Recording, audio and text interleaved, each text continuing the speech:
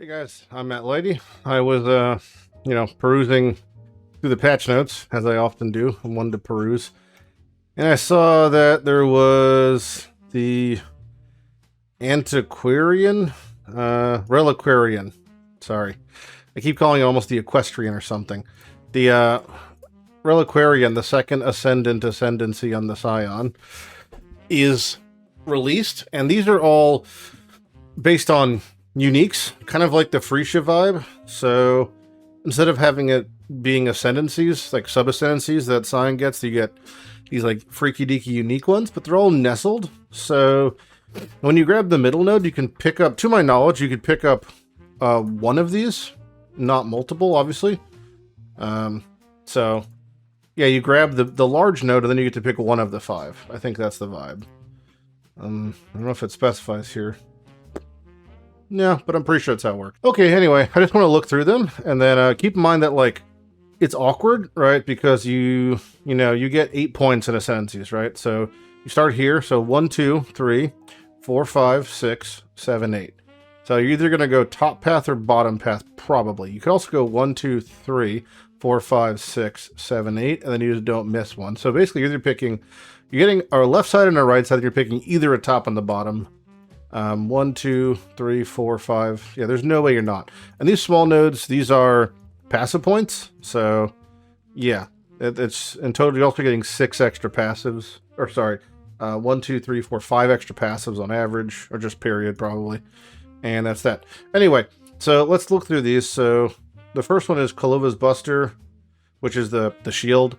Void ailments. Chance for elemental resistances to count as being 90% against hits. Yeah, I'm really just going to tell you if like these spark joy, or I can think of something interesting. Some of them obviously might work better when stacked, so keep that in mind. But yeah, so I don't really like that one. Let's go next. Veruso's Ambition. It's based off the boots. Enemies display their monster category, movement speed, chaos res, ravenous, which lets you, what was it, do extra damage or something against... This was the same one from Necro League. It was never very desirable. 20 movement speed and 23 chaos res on an ascendancy isn't like the worst thing in the world. If that said 30 movement speed and 30 chaos res, we'd be kind of... That'd just be like pretty solid. But in this, yeah, I don't think... The stackability also doesn't really exist. Again, that's something to consider, the stackability. So, like, Kalova's Buster, for example. Let me pull up the list, because this might change my opinion on these. That's something worth mentioning. Kalova's Buster. Okay. So that's also 40% chance on the top end. So you would be at 80% chance for elemental res to count as being 90%. So I don't think this really helps. You can't reach 100%. Maybe there's other ways to get it, but that's one where it's just, I can't imagine it's the most attractive. Mauve Conquest is based off of the helmet, Mauve Conquest. This one's actually pretty interesting. So 40% of damage taken recouped as life is a lot, especially after we just had the recoup jewel nerfed. That's not a bad amount. This one, again, is one of the ones that this does stack. So, not Mauve. Wrong Mauve. This is Mauve Mischief, Mauve Conquest. So this is 20%. This is better than the helmet. 20% in poison. So with the helmet, you're at 60% recoup. So I could see like what was the previous iteration of the Chieftain kind of cast one stun builds. Like that could be a thing. So that one's interesting. I like that one. Interesting. Yeah. And affected's obviously better than being immune. Means you could utilize the debuffs on you. So something cool there. Victario's Influence. Increased area of effect of auras. Reservation efficacy, so not mana, just generic. +2 level of all aura skill gems. Also interesting, the AoE is cool for aura botting, for things like Death's Oath. It's also beneficial. Reservation and aura skill levels don't do anything for Death's Oath, but they're good for generic. Aura also is not bad for Pride. Pride scales okay off of levels. The reservation's kind of low. The gem levels for auras is higher. It's maybe more underwhelming for me. So far, the best one of these I've seen is Maw, but yeah, that one's not bad. Stacking within Victario's also is good, so I can see that one. Finally, we have Brass Dome, +3 max all elemental, so not chaos all elemental. Strength bonus provides no bonus to life. Remove all ES, interesting. Aura from equipped bodies doubled, so take no damage from crits. So, stacking with Brass Dome, this one's actually a little bit awkward. It's a little bit awkward because a lot of these things don't stack. So the max res portion stacks. You go from 5 to 8 in total. Strength bonus provides no bonus to max life. That you've already gotten, so that's fine. Removes all ES. You didn't have previously, but that's a new downside. Take no extra damage from crits that existed. And then armor from equipped bodies doubled. So that one doesn't have this, but obviously using it with the Brass Dome means this tremendous amount of armor does get doubled. So with the Brass Dome, 1, 2, 3 of the lines are quote-unquote like dead stats because they're duplicated non-scalable values. ES is just a new thing that now is like a new penalty, but I don't know if it could really be useful, but it's a new penalty. Technically, if you have no ES, you're always on full, so maybe there's something there. But armor for thing is doubled. Obviously, doubled Brass Dome makes sense, puts you at 8. Then the downsides also, the fact that they're not scaling also means you're not getting the penalty twice. So if you're already running a Brass Dome, then the no bonus, and then the no, that's not a deficit, and then no crits is not a benefit, but the other two things are, so I could see that being good. So for a Brass Dome builder, someone who wants to use a Brass Dome, in a scenario where, Brass Dome is a perfectly good unique. I think it's not great, but it's good. It's better because ES is slightly worse this league. So armor and life may be more attractive. I could see it being really good, especially on tattoo builds when you have things like Supreme Ostentation or running heavy tattoos or both. Brass Dome obviously is more enticing, right? Because then the strength bonus adds no life also does nothing. If you could, obfuscate its downside and use it as a benefit, then it's kind of interesting. Yeah. So kind of good. I think if you're gonna play a Brass, if you're in a solo self-found scenario, like of the ones listed here, I can't imagine using Kilo Avas unless I can get 100%. Then it maybe. Veruso's probably just not. Mauve definitely interesting. Victara's generically powerful, but Brass Dome, if you were playing a build that uses the Brass, if you're an SSF and you happen to drop a 380 +5 Brass Dome and it corrupts well, it's like, okay, I'll use a Brass Dome. Maybe Reliquarian because you're getting a lot of benefit out of it. There's ways to also scale up. You're getting at least 10,000 flat armor from Brass Dome plus Reliquarian Brass Dome. So yeah, I could see that being good. So for me, the big winner is Brass Dome, followed by Maw and Victario's, then Veruso's and Kilovas are kind of meh. But yeah, that's the big one for me. All right, let's move on to the next set here. This is the bottom section. So you could pick either this or this. You can't ever reach both, unfortunately. So first off, we have the Jack the Axe one. Grants level 30 Thirst for Blood. Okay. I have to remember what the fuck Thirst for Blood does. I remember it's the Jack the Axe ability. Okay, it reserves life to make your bleeds do more damage and regenerate. If we're assuming this is 20, we're assuming that this goes to 600 and this to 30. Yes, that's like 600 life regen per enemy in combat, 30% more bleeding. We're assuming that's the numbers. I don't know for a fact. Maybe the reservation even goes up. Maybe. If that's the case, that's quite good. Quite good. Interesting. Terminus Est, Frenzy on crit, movement speed. So that's kind of underwhelming because it's not a lot of movement speed. It's less than Veruso's had. I'm actually going to re-pull this back up and just keep it in case you need to reference it. It's less than that, and there's a much easier ways to get Frenzy charges on hit now, let alone crits. From Elevated Bodies to Marrakech Jewels. That one's kind of underwhelming. I think it needed something more to be like super attractive, but yeah, that one's kind of underwhelming. Gaining Frenzy is really easy at the moment, I would say. So that one's kind of underwhelming. Jack the Axe so far is the winner here. But never mind, because Widow Hail. So this one's extra interesting. Widow Hail is 200. A perfect Widow Hail, which is really the main condition we use it in, is a perfect 250. So this becomes 325 increased bonuses gained from quivers. You can get 3x values on implicits including synthesized mods for chains, you know, whatever. Fork, yada yada. This one's gross. This one's actually gross. It'd be better if it was 100. You can reach an extra breakpoint. You can't. It also means you could reach the similar breakpoints for breakpoint related numbers with the worst Widow Hails. This one actually makes Widow Hail better. As long as your Widow Hail's above 225, in most cases you're gaining the full beans. So as long as you can get past 300, then you're probably in most of the scaling breakpoints, right? Interesting. Yeah, so not only is it really good, it also means Widow Hails can be slightly worse and still be worth using with this. That being said, these two should be the strongest, in a weird way, versus the last, because this is an A-B choice. This is not. This is not. You'll always have one from the first, you'll always have one from the second. This is an A-B choice. Assuming that you can only pick one of each. I'm under that assumption still. I don't know for a fact. I didn't play in Freesia. I don't remember. We can probably actually look that up. Freesia League. Legacy of Freesia Ascendancy classes. Scavenger. Each major node provides a choice of one of 5 or 6. Okay, so that's how it's going to work, probably. Alright, so this is the best one, but also the most narrow. I don't know if you'd ever use this outside of playing a build that's already using Widow Hail, but then it just becomes so much better. Let's see the next one. Katava's Feast. Based off the two-hand axe, I think. Mace. Melee strike skills deal splash damage to surrounding targets. 5 life on kill.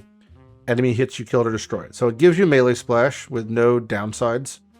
It gives you 5 life on kill, which is great for mapping. Gives you enemies killed by your hit to destroy, which is great for quality of life. That's interesting. That's an interesting one. I don't know if it's super substantial, but that's probably one of the stronger ones we've seen so far. It's got 3 really good things. It's all map related, right? None of this matters for single target for the most part, unless you're doing some sort of wonky double splash off of like a orb or something. But built-in melee splash, problem is you're probably just already getting melee splash for free because you're gonna grab strike masteries. But okay, whatever. Maybe it saves you points. The melee splash is good. Life on kill is great. That's enough life on kill. You wouldn't need any more. Enemy killed by hit destroyed. Good. This is like a nice, like, kind of T17 vibe one. Yeah, that's good, though. I like that one. That one's good. Widow Hail's good. Jack is good. I'm not a big fan of the Tournament Assist. Grace of the Goddess. All right, we're back to, like, another super narrow and deep. This is +2 max number of wisps, which are echoing your wand attacks. And it +2 number of max wisps summoned, which means it summons more at once. This one's very good. But also, just like Widow Hail, you probably would only use Widow Hail when you're playing a build using a Widow Hail. And you probably would only use Grace of the Goddess, not when using a Grace of the Goddess, but when just using Sacred Wisp, which, to be fair, oftentimes would be using Grace of the Goddess anyway. That one's good. That one's also good. But again, it's the very narrow. I think it's again, equally as narrow as application. This is every strike skill. This is every wand attack skill that already uses Wisps. This is every Widow Hail thing. I don't know who's grabbing Tournament Assist, if ever, because to me, again, it's just underwhelming. If that said 10 movement speed or 5 movement speed per frenzy or something, you know, maybe, but it's not enough. If it was 10 action speed, it'd be great. The Thirst one, again, there, it's every bleed build that's in melee range would want this. That's very good. Bell Timber. Increased evasion while moving. That's kind of cooked. I mean, you're moving most of the time, like 99% of the time, sure. But I don't like evasion because it's already it's non-consistent avoidance. And this is adding a non-consistent scalability to already non-consistent avoidance. Skills fire +2. It's not attack skills. Skills fire +2 additional projectiles if you've used a movement speed recently. So movement skill in the past 4 seconds. Like a Venom Gyre. This could be very cool. You know, something like that. Because you're using Whirling Blades to trigger it. But again, narrow. This one's extra narrow. This whole wheel is kind of narrow. Maybe that's the point. I don't know. That's a weird one, though. Okay. I think the big winner here in power, it's these 3. Strongest one, I mean, in an endgame scenario, it's either going to be the Widow Hail or the Grace, right? Kutava's Feast is the strongest out the box, probably. Then Jack the Axe, Bell Timber, and Terminus Esther kind of less great IMO. But again, like, you know, using a Venom Jar Whirling Blade thing, sure. Wand skill, you're already using Wisps, that's great. But, yeah. I think I'm more impressed with the Brass Dome, Victario's Maw. Like, these three I think are better. But I would say objectively, Ascendancies always represent themselves best through means of, like, aggressive amounts of defense. Is typically, in my opinion, the best form of Ascendancy. So this why these are nicer, but like, this one, enemies killed on hits is very, very good. 5 left and kill is very good. Slash is nice, but it's also kind of redundant, so yeah. Widow Hail is my number one pick there. Let's go to the third one. The top. So the other side of the AB path, because again, 1, 2, 3, 4, 5, 6, 7, 8, can't reach. So let's go bottom right first. Cadigan's Authority. This is Caddy Daddy's the butt plug from Settlers. I hate this item for a few reasons, but let's keep reading. +3 number of maximum number of totems. So +3 to max totems. Wow. You cannot have more than 2 summon totems of the same type. So you can't have more than 2 Fireball totems, 2 Firestorm totems, whatever, right? It's just not... I don't... yes, this is gonna... Someone's gonna make use of this, but this is the lamest thing to me, is it just induces a frustrating playstyle that I have no interest in, so... To me, that one's lame. Sybils. Classic blockcaster. 20 life per enemy hit with spells. Okay. I wish it said spells and attacks, but that's fine. 8% increased spell damage per 5% chance to block attack damage. So, I don't know who's using a Sybils, but if you are dual-wielding Sybils, and you put on a third pseudo Sybils, that's good. It's a little underwhelming, just for context, though, don't forget. So that's, you're looking at 75 divided by 5. Whoops, where'd it go? It's gone. So 15 times 8, 120 increased spell damage, 20 life on kill. That's what this basically says, because you're going to be at least cap block. Maybe Swollen with lucky blocking will be lower than, but okay, we'll say 120. 120% increased spell damage, 20 life on hit. Maybe. Not terrible. It's interesting. Let's look at Burden of Shadow. This is the King of the Mist staff. Spells deal added chaos damage equal to 5% of life. Cool. Spell skills cost life instead of 50%. So that's not on top of. That's actually helping you mitigate mana cost if you have problems with it. That one's kind of interesting. 5% of your max life is pretty gross. If you had 5,000 life, let's divide that by 10, and then divide that by 2, which was the worst way to do that math. That's 250 added chaos damage. And now your mana cost is not even increased, it's just split. That's a lot. That's really good, I feel like. Interesting. That one's, to me, very high power. Cool. Okay. Mystic Refractor, which is based off the wand, Mystic Refractor. Spells fire 2 additional projectiles. They cannot projectiles cannot continue after colliding. So if you're playing with, like, Feross or Winter Orb, where the projectiles go and then they do an AoE on the ground, that's the end of their trajectory, the end of their lifespan. +2 proj. Is +2 proj good enough? What does Deadeye get? I feel like this is just worse, right? Than munitions?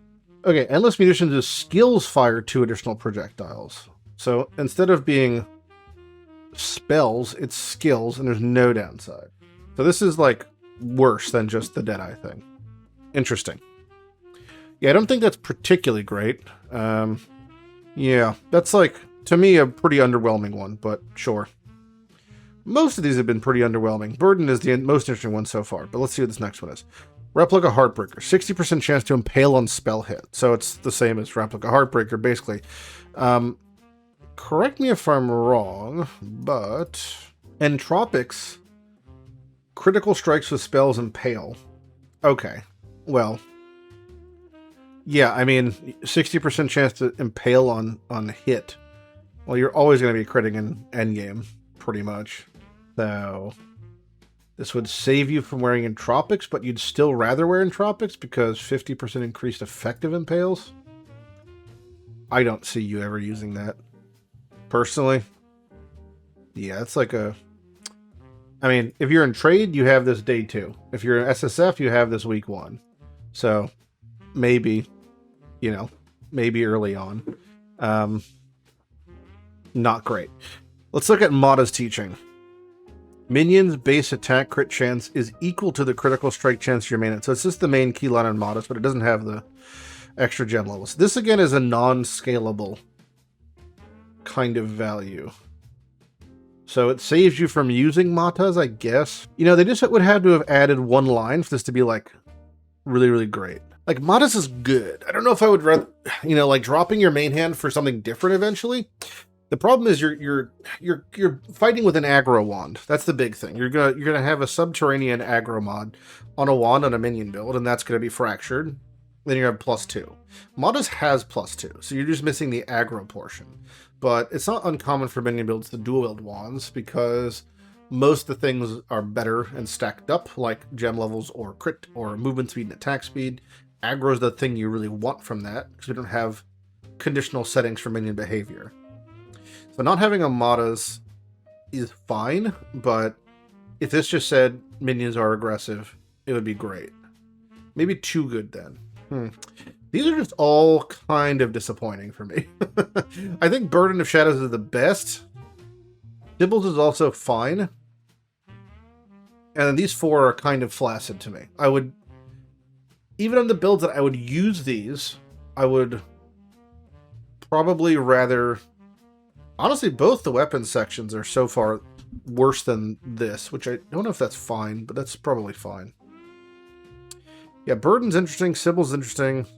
These 4 to me are kind of flaccid. So let's look at the last one. This is the big shaboing gaboing.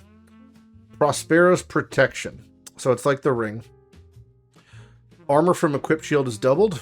Nice. You can have Prospero's, and you could also have Brass Dome. Right. Cool. 10% chance to block attacks. Great. Gain no armor from equipped body. Less great. Okay. So, Shield Crush. What's the verbiage difference? Is it Prospero's Protection? Armor from equipped shield is doubled. Okay. So the way that this works is this does not affect... Yeah, I was going to say this doesn't affect the damage from skills that come from it because this is posthumous for scaling. So this doesn't do anything for that. This is just not good. The same verbiage. Armor for equipped shield is doubled. Armor for equipped shield is doubled. Yeah. So I don't know who the fuck's grabbing that, but it's not good. Yeah. Debuffs on you expire 100% faster. Now that's interesting. That's really interesting. That's enabling stuff, potentially, with like the Delirium boots. Right? Maybe. Maybe there's some Delirium boot shenanigans. Getting debuffs to fall off on you incredibly fast that are like on you for reasons and like that whole thing. Like there's something there. That's interesting. Yeah. I don't know what that'd be used for specifically, but that's interesting. I could see this being used. For sure. Astramentus. This is the one they showed in the live stream. And this is equivalent to like your like a second or third large ascendancy node. This is not good. 60% all attributes is not good. Just like for context, Inquisitor is getting, was it double 40 attributes plus basically all your crit covered on your build. This is like super underwhelming. If this said like 10% increased attributes also, or just anything else, 5% more attribute, just like something. Yeah, that's not good. Pretty disappointing there. Burden of Truth. Okay, so based off the belt.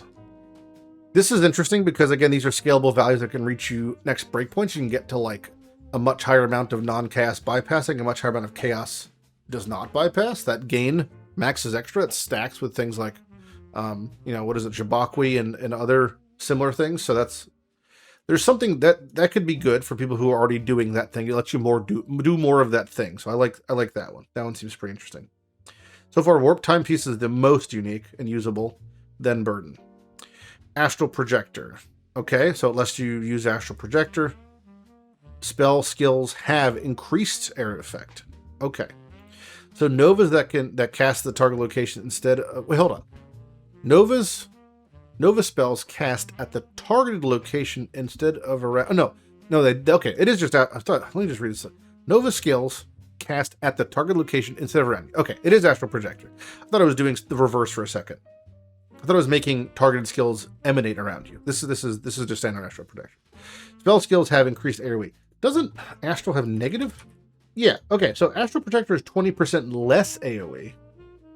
This one has spells have 25% increased AoE. It's better Astral Projector. Wow, interesting. So you could League Start Shockwave Totems now, for example. Nova spells cast at the target location instead of around you. Nova spells cast... Yeah, okay, it's the exact same wording. It's just more AoE. So you can League Start Shockwave now. Comfortably in SSF with Astral. That's pretty cool, actually. That's pretty cool. That one I like a lot also. So Burden's interesting. Warped is very interesting. Astral is enabling. Prospero's no good. Astrament is no good. Tier Purity. Wow. Okay, so this grants you level 30 Purity of Elements with 100% increased mana efficacy. That is pretty interesting. So that gives you some juiced Purity of Elements. So level 30 is 41 all res. And the reservation would go from 50% to 25%. So 25% reservation, 41 all res, and then you're immune to all elemental ailments.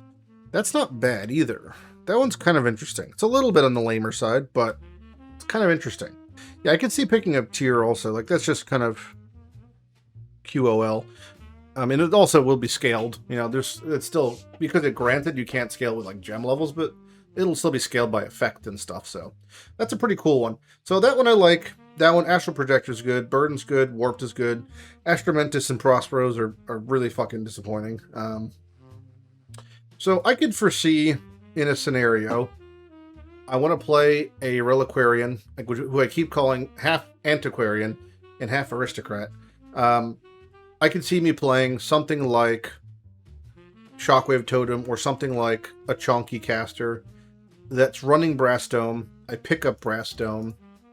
I pick up, you know, Astral and Shockwave, otherwise something like a Tier or Warped or Burden.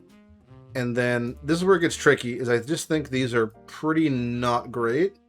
Widowhail is interesting also. Or, yeah, I don't know. Wisp is meh. These are like maybe Sybils and go block. Burden's probably the most interesting one here for this. These choices are just kind of mid, I think, overall. Like, some of them are really interesting, like Widowhail, Grace. I like those a lot. Burden's interesting. But these are just, I think, much more underwhelming than these two. Thankfully, these are the ones you're always going to get, and then it's a matter of which of these two you get. And this becomes the real choice, I guess. So, for all that is to suffice to say, can I see someone playing a Reliquarian? Yeah, maybe. It's going to be some niche enabling with like Maw stuff or duration stuff, but like for a generic caster, no. For a generic attack build, probably no. Nothing's blowing me away, you know? This is very good, though. Nothing's blowing me away. Anyway, those are my thoughts on the Reliquarian as of such. They mean, you know, it's not as if I'm planning to play something specific, and I'm sure you'll be able to use it in some strong way. Maybe even that I didn't mention. But those are my initial thoughts on it, and I could definitely see someone doing Shockwave starts now with it. I think that'll be pretty good. Shockwave, even with Replica Heartbreaker early on, just so your Shockwaves are impaling. So Impale Shockwave, I could see being a thing. Maybe. Just because you can reach 100. So if you run Replica Heartbreaker, use Replica Heartbreaker, grab Astral, grab like Maw or Brass Dome, that's like maybe a thing. So anyway, those are my thoughts. Let me know what you guys have cooking up for Reliquarian, if anything. Could you league start? Absolutely, you could. You know, picking up Maw, picking up Brass Dome, and picking up Tier, or honestly even Warped, for most generic builds would be perfectly acceptable. Yeah, that'll get you there, but it's pretty awkward. I don't really know if these have stats on them, that'd be better. If these are just one passive point, it's a little lame, to be honest. If it's like one passive point and like 10 all stats, it's much more attractive, right? Because that would be 50 all stats. So I gotta see what the small nodes are. That actually is gonna play a big part of this. I don't know for a fact if they're just they don't actually show them, do they? Yeah, I'm gonna assume it's just a passive point, but if those are more than one passive, like if it's 2 passives, ooh, interesting. Because that means you get 10 points versus 5. I don't know. Hard to say. It's not much extra. Like 5 extra points is like, it's playing a part, but it's, yeah, it's not tremendous. Okay. All right. Anyway, that's it. Let me know what you guys think, and I'll see you guys next video or league launch. I'm Matt Lighty, and have a good day. Bye bye.